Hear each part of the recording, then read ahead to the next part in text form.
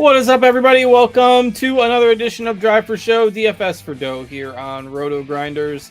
Another week of golf talk for you here after an iconic Masters tournament last week. Was a heck of a lot of fun, so we'll recap that real quick and then take you through the RBC Heritage, which is one of my favorite events of the year because I like the course a lot. So should be a lot to talk about here tonight.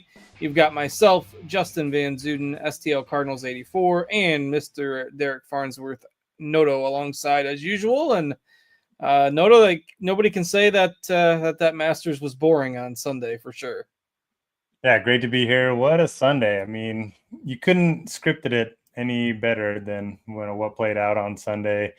Hard to imagine everything that went right and wrong for Rory in the course of a round. So yeah, I'm excited to talk about it.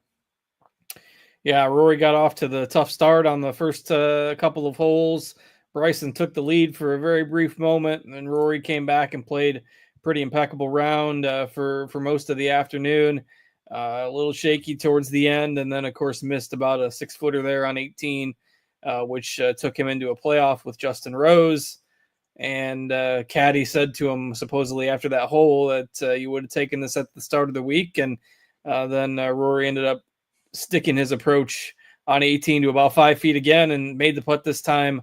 Rose missed about a 16-footer, and Rory wins his well-deserved green jacket. And I think, for those of us that have been around for a while talking golf, daily fantasy, and Rory was basically the one guy that kind of remained steadfast with the PGA Tour throughout all of it. And, I think a pretty well-deserved Masters win to complete his career Grand Slam. And, after those first couple of holes and then the way 18 went down, you just kind of thought that the Sunday demons were creeping back up. So pretty impressive to see him end up finishing the job. Yeah, I'm in a couple group chats, mostly talk golf. And I mean, the ups and downs is just a group chat. I can't imagine what Rory was feeling throughout the day. I mean, and what's going to get overlooked is the start. I mean, he starts 2 shots up, ends up with the guy that, chased him down at the U.S. Open last year. He double bogeys the first hole, and then Bryson birdies the second. So he's already 1 down after 2 holes, and was able to bounce back. So we kind of conquered that demon of beating Bryson. And then, man, the 13th hole would have been one he thought about for a very long time had he not won. He kind of made the decision off the tee not to go for it in 2, didn't hit driver off the tee. And sometimes, we can second guess these things and, Monday morning quarterback. But I just think mentally, you let your foot off the gas a little bit, go into prevent defense, and make one bad swing, and all of a sudden it's a tournament again. So it was awesome to see him hit some of those iron shots after the bad ones. Missed a ton of short putts, but man, that shot on 15 was incredible. Shot on 17 was incredible. Then the shot in the playoff was incredible. You definitely feel for Rose. He's been, 2 playoff losses in the Masters now, but I was glad to see Rory get the job done. A lot of fun on Sunday. I'll always remember, where I was, when he won his green jacket. Yeah, I mean, the way that Rose played really surprised me. I kind of thought that he would fade a bit on Sunday. So good to see Rory, though, win again, kind of like echoing the same sentiments. Nothing against Rose, but everybody was pretty much rooting for Rory there. And, you mentioned the prevent defense on 13. If there's one thing about the prevent defense, it generally never works. So that's kind of what happened there. And the third shot going in the water could have easily done that with his second. So it didn't work. But just his ability to bounce back. I guess after that as well. You talked about the first couple of holes and then that one, and then after the missed putt on 18, that was basically 3 times where he had to have a pretty significant bounce back and was able to get the job done. So pretty cool leaderboard there once the dust settled. I mean, Patrick Reed back in the mix. Scheffler wasn't really in contention on Sunday, but had a solid round to get up inside the top 5. Bryson fell back to T5. Oberg finished 7th. Schauffele, Zach Johnson, probably your one surprise there within the top 10. Corey Connors, Jason Day were in that mix too. So lots of big names. Nice to see Max Homa play well. He had a pretty solid week also. Some of the live guys, outside of Bryson, not really making a whole lot of noise. I think I saw it was the lowest percentage of live guys that have made the cut at the Masters since, live became a thing. But yeah, it was just a fun tournament all told. Always is. Yeah, it really was. Not too happy with Keegan Bradley. He's in my main lineup, could add 6 to 6. He ended up fighting back to get within the cut line, and then bogeyed 17. And I think Henley did the same and bogeyed 18. I think Seb Straka did the same, bogeyed 18. So a lot of the chalk just, kind of fought back there at the end and then ended up missing the cut. And typically we see a pretty high 6 to 6 at the Masters, but it was less than 10%. So if you got 6 to 6, you're probably looking pretty good heading into the weekend. And Zach Johnson, I still can't believe that happened. It'll be interesting to see how he plays the rest of the year, but can't imagine him being much of a factor. And then, Justin Rose, 14 under in his first and fourth rounds. So if he just plays the other 2 rounds, 2 over par, Yeah, it was Saturday. That was the killer for him. That knocked him out of the midst. And how about a shout out to my man, Nick Dunlap, to go 90-71. Really would have been easy to pack it in after shooting 18 over in the first round. But 90-71, man, that's grinding it second day. That's 19 stroke difference is pretty good. That's something that us amateurs do day to day. So it's pretty tough for a pro to do. All right. So I did have one pretty good 6 to 6 lineup, but I had exposure to Bryson and Rory. I was kind of, I can't remember where you stood, but I know that Ryan was pretty anti-Bryson last week. I didn't have the stones to just call him out on that on the show. I kind of disagreed and said I was, the rooting for Bryson guy.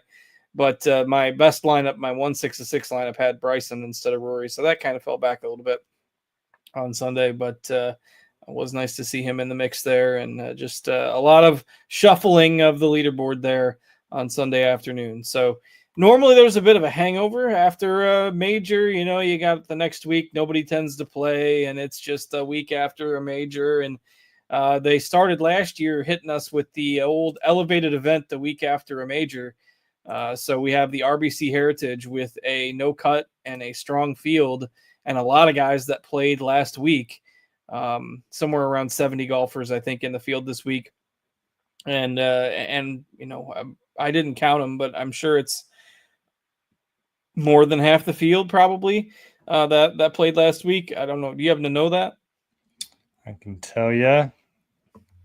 So 47 golfers played last week. Yeah, so 47 out of 70 some. That's more than a half. Which it's just intriguing because normally you don't see this the week after a major. Rory is not playing. I mean, a lot of people are going to ask, what do we do with some of these guys that just played the Masters? Well, if it's 47 out of 72, that you can't just exclude everybody that played in the Masters. You wouldn't have any of the expensive guys left.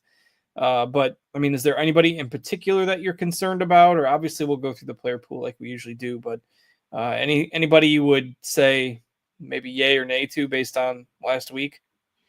Probably just Justin Rose. I mean, obviously he's going to be thinking about that Masters for a long time.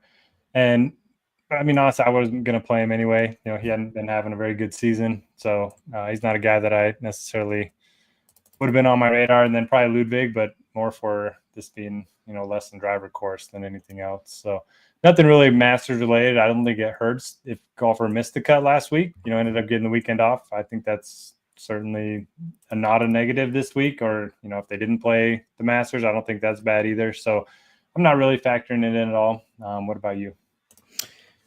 Yeah, I mean, Rose, same. I probably wouldn't play him anyway. The other guy that maybe a little bit of trepidation for me is Lowry, who his comments were a little bit odd after the third and fourth rounds. He shot at 81 on Sunday. I mean, I know he's probably just upset, but I don't know. Obviously, shooting an 81 on Sunday isn't ideal, and he's had some decent results at Harbour Town, but I just think in a deep field, he's another one that I will probably shy away from a little bit this week. But otherwise, yeah, I mean, we have a no-cut event and another strong field at a course that I absolutely love to watch the golf because it's strategic, it's tight, it's tree-lined, it's short. But I mean, you can't overpower it. It's not easy. And it's a fun course. I really like it. So what do we know about Harbor Town? Yeah, so you mentioned basically a good preview of the course. The fairways are very narrow. It's a pretty short course for par 71, and a lot of dog legs, so you're going to get a lot of less than driver holes. And a lot of golfers will say it's more important to be on the right side of the hole than it is to be, in the fairway on the wrong side of the hole. So it's definitely a positional course. We've seen all kinds of winners here, so I don't think there's a strong course fit, but at the very least, the shorter hitters have more of a chance this week than they do at a lot of the courses on the PGA Tour. Difficulty, it has played a little bit easier the last couple of years, but I think that's more due to the field than the actual course playing easier. And if the wind does pick up, then it could definitely get a little bit tougher. It looks like we're going to have 15 plus mile per hour gusts for 3 of the 4 days. So I think it should be a fun week. The greens here are extremely small, so you're going to have to be a good scrambler, or you're going to have to hit a lot of greens in regulation, which is just really hard to do here. So I'm placing an emphasis on approach around the green, bogey avoidance. There's a ton of water in play on this course as well. And then I'm also looking at some P-dye splits. He tends to have a lot of similar aspects to his courses where they're a lot less than driver, and then they're visually intimidating. Some guys just don't like, trying to hit into the trouble. It looks like you're hitting into the trouble, kind of like you do at TPC Sawgrass and some of the others. So, yeah, that's kind of what I'm looking at this week. What about you? Yeah, same sentiments. I mean, looking at guys that tend to hit their approaches a little bit closer, being able to hit these small greens, I think has value. But those are the same ball striking types that you always want to get anyway. But we'll look at proximity a little bit this week, and it's certainly going to be a bit of a grind out there. So not a course where you need to hit it long off the tee.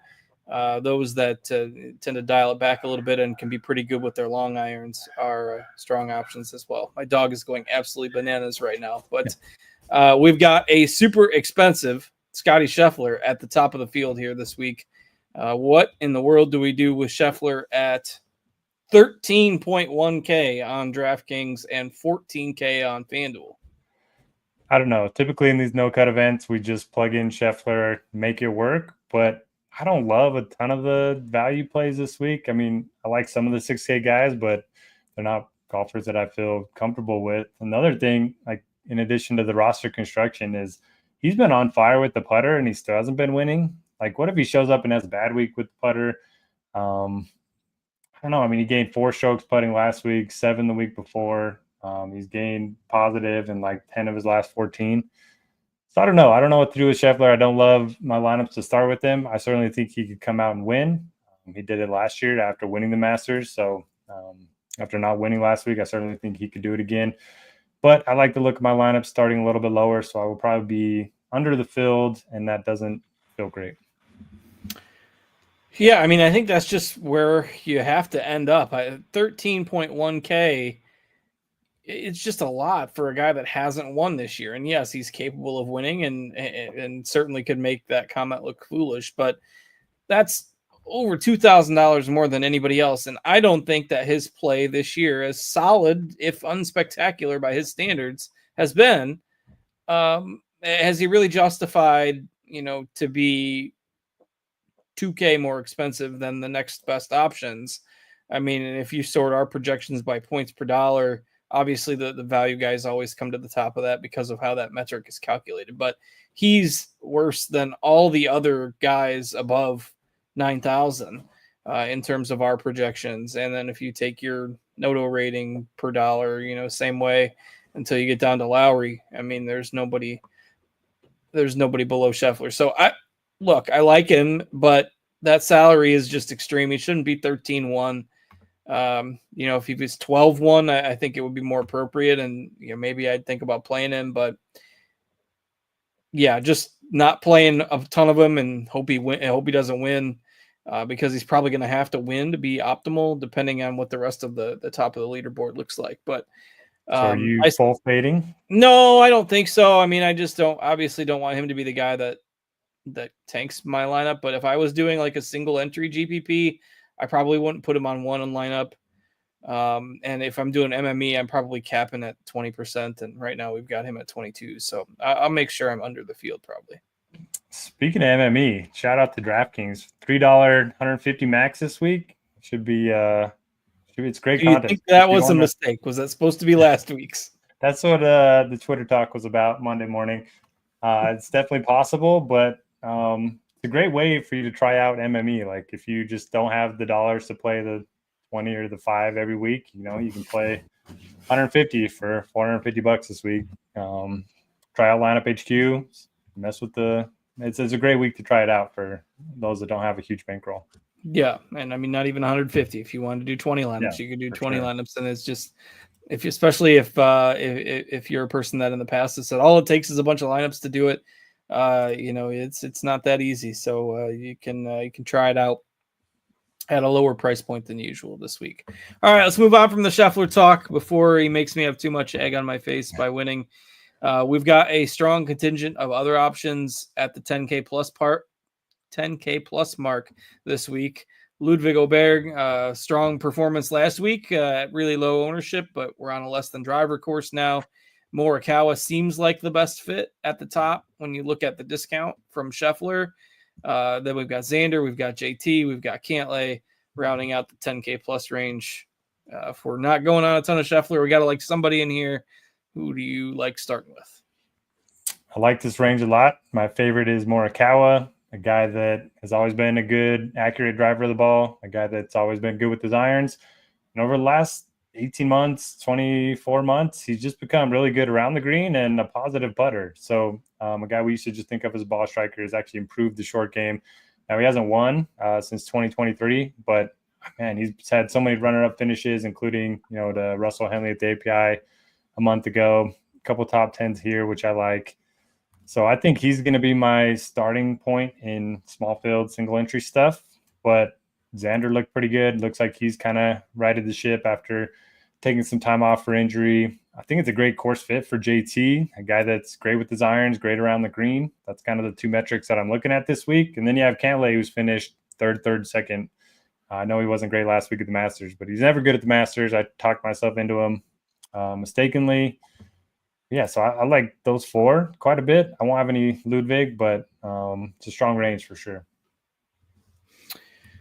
Yeah, with you on Ludwig this week and the rest of the range being pretty strong. Morikawa is definitely my favorite. I'd probably go Thomas after that, especially if our ownership is any indication. If Thomas is under 10% owned, I'll gladly take that. It does have an 8th here back when it was a full field event, 5th last year. Lots of these guys have pretty strong results at various points on this course. And a lot of them did actually tend to play here before it became an elevated event too. So, even Spieth has some strong finishes as we get down into the 9Ks. But Cantlay, I'm torn on, haven't decided yet. The second, third is definitely intriguing. I wish he wasn't quite so expensive. It is a no-cut event, so it probably lends itself to a little bit more risk reward, and for whatever reason, I feel like he's pretty safe. But Morikawa will definitely be the guy I have the most exposure to in here. Thomas will be second. From there, I probably will maybe sprinkle in a couple of the others.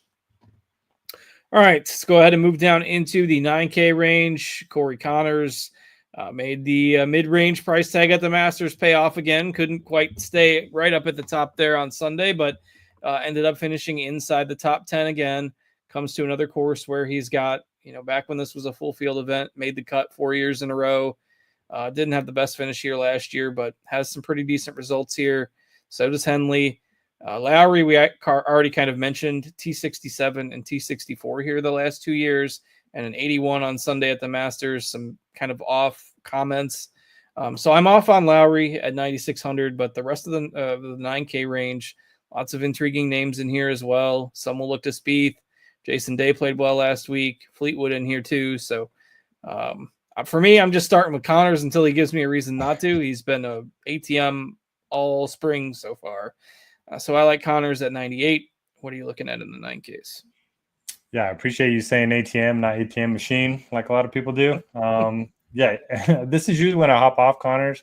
We play him from API to the Masters, and then maybe give it one more week. He has been pretty good here. So, yeah, I don't mind him. Henley's my favorite. He's actually third in my model this week. He missed the cut on the number. just a terrible Thursday at the Masters. I mean, not necessarily a great course fit for him anyway. This is a spot where he's had 3 top 20s in his last 4 years. So I like starting with like Morikawa, Henley, those type of builds. I'm with you on Lowry. Just don't have a strong take on him. The course history is a concern too. I do think it's a good week for Fleetwood. So if I'm, big braining this, he saw Rory get the monkey off his back. Finally got the green jacket. Maybe he can get the monkey off the back. Finally get his win on American soil. And he lost 5 strokes putting last week. Still finished T21. So I do like Fleetwood. And this is the second time all year. I played him last week. I'm playing some Spieth this week. I'm in. He plays well here every year. That's really all I have. Sold. Totally sold. As usual, I'll be out on him. But Connors, Henley, Fleetwood, I don't mind in this range. And then, it kind of does start to thin out a little bit once you get under 9K. We start to get to some guys who are maybe a little bit more inconsistent, or guys who I tend to like better on driver-heavy courses. I don't love the 8K range quite as much. Anything else on 9K and up? Anything on Jason Day, Hovland? Getting a question from Josh in the chat. Do you have a reprieve since it's tax day? I do. I'm very happy that it is done. It was grueling. I mean, I'm used to it. I've done it 17 years now, but and it's only 10 weeks a year, but I mean, it's 70 hours a week for 10 weeks. So that gets tough. So the day job goes back to the normal 40 hours a week now. And I get to do more content on here. So you'll see me doing baseball stuff a lot on the weekends and when Cheese needs a day off. And obviously we'll keep doing the golf, but we'll sprinkle in more MLB stuff now that the tax time is over. Very nice. Chat's also talking about one and done. How are you doing in your horrible? A lot of made cuts and a whole lot of not much top finishes. See, I was like 3,500th place and had Rory last week, so I'm back in the money. You just need 1 week and you're back. Well, one week in an event like this, you need a one with a big purse. Yep. I can't remember who I took last week or if I forgot. I don't think I forgot. So I usually get the text every week. I got to try to find it now. So let's see. This last week, I got to find out who I picked last week. I forgot. Watch me have another 0. I missed 1 so far. If I missed last week, that would be a problem. Well, it looks like I moved up.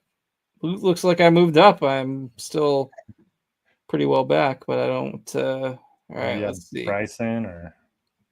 Yeah, maybe I did. I know I picked. Yeah, I had Bryson. No, man, that upsets me even more now. I forgot I had Bryson in the one and done. Well, that's disappointing. Come on, Bryson. All right, now that ruined my night. I don't have a strategy for this week yet because I haven't looked at it. I need to pick a winner though, and I blew Scheffler at a event where he finished like 20th, like you did. I mean, I'm guessing you still have Spieth. Just throwing that out there. Maybe he'll play. I got to waste Spieth on a random event that he plays that doesn't have. Maybe he'll come back to the John Deere. Maybe he'll play the Corrales or something for you. I think that's this week, actually. I don't know. I haven't put much thought into the one and done yet. I need to pick a winner. Maybe I'll pick Fleetwood. There we go. Pick Fleetwood. He gets his win, and everybody's happy. Okay. If you do it, I'll do it.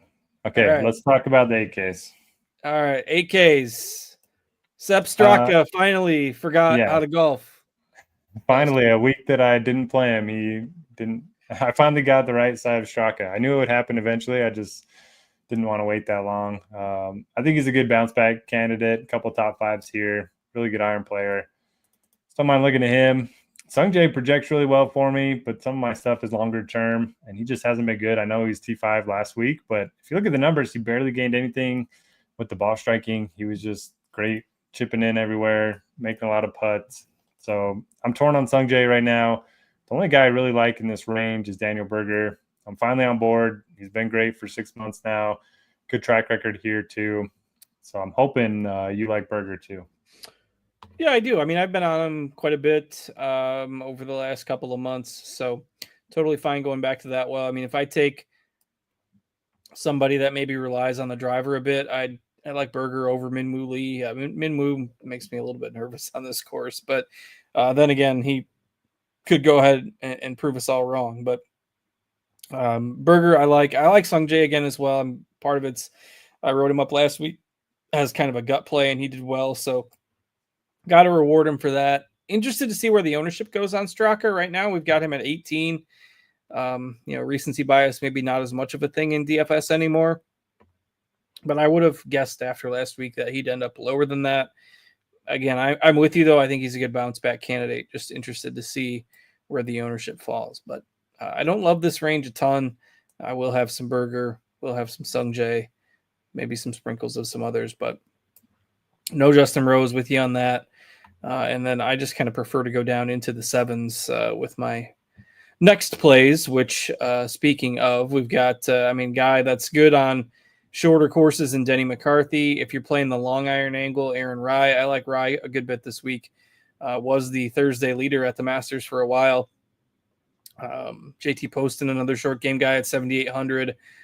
Brian Harmon just won a few weeks ago, and he's only 7,600 on a short course that he's played well at.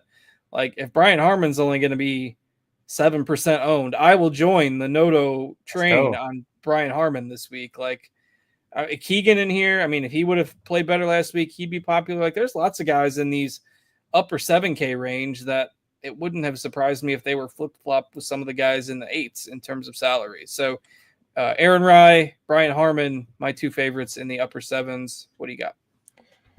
Yeah, I'm with you. Those are my favorites as well. Just talk about Harmon for a second. Interesting stat with him. T36 last week doesn't look great at the Masters, but it was his second best finish in his career at the Masters. So you could say like he's trending even after the win at Valero a couple weeks ago. Just one of those guys that plays these shorter courses well, plays P-type courses well. I like the Aaron Rye call, accuracy guy that's a good iron player. I'll be on Denny McCarthy too. Just seems to play these shorter courses well. He's been pretty good form all year.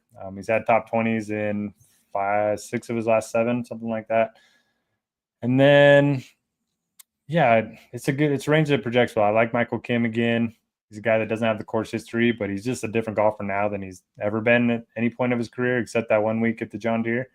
So I think he's interesting at 75. Then we have Bud Cauley. I haven't played him, but 6th, 4th, and 5th in his last 3 starts. That's hard to ignore.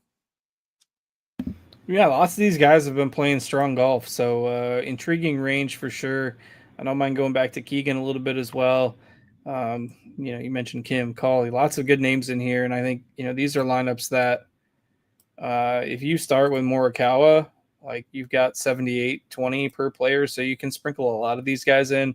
Start with Scheffler, maybe you got to go down a bit lower, but there's not a whole lot of lineup builds where you have to go much lower than 7,600 if you're playing, or 7,500 if you're playing a couple of these guys. So don't mind even throwing maybe 3 of these guys into the same lineup. Even going down into the lower 7s, Davis Thompson played well last week. Pendrith was a miss. He was my favorite debut guy at the Masters, and he just didn't play well. Matthew Fitzpatrick was the famous guy talking about how much he loved this course, favorite course on the PGA Tour. Maybe that'll get some vibes back for him at 7.2K. And then it seems weird to see guys like Tony Finau and Zalatoris all the way down at 7,000. But Zalatoris is at 7,000 flat, Finau at 7,100. Anything you love in the bottom part of this range. I do like the upper part of the 7s better. Yeah, Finau projects well for me. A guy that gained 3 strokes tee to green last week, still missed the cut. That's how bad the putter was. It's kind of been a theme for him this year, but his good drive percentage is actually much higher than you might think. He's not a bomber anymore. He kind of just lays back a little bit off the tee, doesn't go full throttle. Pretty good around the green player, so I'll play some of him. I was just looking at Fitzpatrick because I'd love to play him this week. But, man, tough weekend for him. And if you look at his approach numbers, they've just been really bad. He's lost in 10 of his last 11 on approach, which isn't great. Yeah, I don't have a strong take on anybody here. I think Tom Hoagie's interesting. He's probably going to be pretty popular after 3rd, 5th, and 14th in his last 3 starts. He was top 20 here last year. Good iron player. Zalatoris is finally priced correctly, which I like to see, but I don't have a strong take on him right now. Yeah, I'll probably play a little bit of him at that salary. You're basically throwing a wild card on whether the putter will cooperate, but yeah, I'm out on Fitz despite the past win here and the really good results. It just hasn't been there for a year almost now. So I don't mind going with Finau, Hoagie, Willie Z at the bottom of that range. Tigala was second here last year as well. Probably off of him, but again, you can mix and match these guys a little bit. I do prefer getting to the upper part of the 7K range, though. All right, so let's go ahead and round it out. We'll probably skip the snake draft tonight. I know Noda's got commitment here at the top of the hour, so we'll probably skip the snake here. We'll try to bring that back next week. Though I did finish second last week, despite picking last, and so at that inherent disadvantage. I think the person that won had Rory, so inherent disadvantage of picking last, still managed to finish second. So my first cash in a while in the snake draft. Had to make sure I threw that out there if we're not doing one tonight. So, all right, let's talk 6Ks. Anything else left on the board that you like this week? I'll just give you a free reign. Yeah, first off, shout out J3 in the chat, always giving us shout outs, watching our shows. Appreciate you. 6Ks, my favorite. Matt Kuchar, min salary. Dude just crushes here every year. And he's coming off of a top 20 in his last start. Didn't have to play the Masters, so he's fresh. He's ready to go. Top 20 Kuchar, lock it in. Also don't mind Bazudin out at 6,300. He didn't play particularly well last week, but he's been good at this course in the past. And I like Eric Cole, guy that tends to be very streaky, tends to be good with the irons, good with the putter, very bad off the tee, but I'm hoping he can club down a little bit, get him in the fairway. Scott feels a little underpriced down here. I mean, if he was in better form, he could be 8K pretty easily. Clever, kind of the same. Who are the guys you like? Yeah, don't mind that Kuchar call it min salary, and same with Cole. So, again, if you're building a lot of Scheffler lineups, you're going to have to dig down in here a little bit. Probably need to see it from Homa a little bit more before I get back on the train. Bridgman grades out well in our projections. The guy I think is really interesting is Nick Taylor, who we talked about, I think, a little bit last week, but had missed a couple cuts in a row, did make the cut last week at the Masters, had made prior to that little 2-start hiccup, 6 or 7 cuts in a row, won a tournament a couple months ago.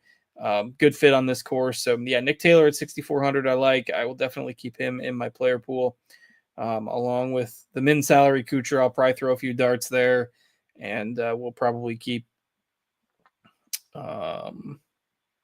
maybe 1 or 2 other guys in here. Probably keep Cole and Bridgman in the player pool as well. So won't go crazy, but maybe keep 4 or 5 guys in the 6Ks. Especially if you're playing a little bit of Scheffler, you got to throw at least a couple guys in from down here. So it should be a fun event. I mean, I really like this course. I don't like the no cut nature of it. I mean, Noto, we need to get him back to doing the small cuts, even the 20 or 30 guy cuts. It gives you some sweat on Friday. And they gave us some false hope with the 2. They had 2 of them early in the season, and then none of the other signature events have just cuts. Those 2. Just brutal. That needs some fixing, but that's an issue for another day, I guess. We can't solve all the world's problems here on air. But with that, probably go ahead and call it a show for tonight. Anything else from you? No, my current lineup features no Scheffler and Kuchar and Eric Cole, so it's an interesting build for sure. How much left on the table? About 6K left on the table? Nothing. I got all right, so got 3, 9, 10K guys. All right, so with that, we'll put a wrap on the show for this week. Next week is the Zurich, which is a team event, and DraftKings started offering contests for that a couple years ago. I would imagine they will continue to do so. So a little bit of a different strategy involved there with the team event, but assuming there's contests, we will bring you our usual stuff next week, same time, same place. But until then, we'll call it a show. Thanks to Steve for producing behind the scenes for us. Thanks to Noto for joining me as always. I am Justin. Hope you all have a great week. Good luck in all your contests, and we'll catch you later.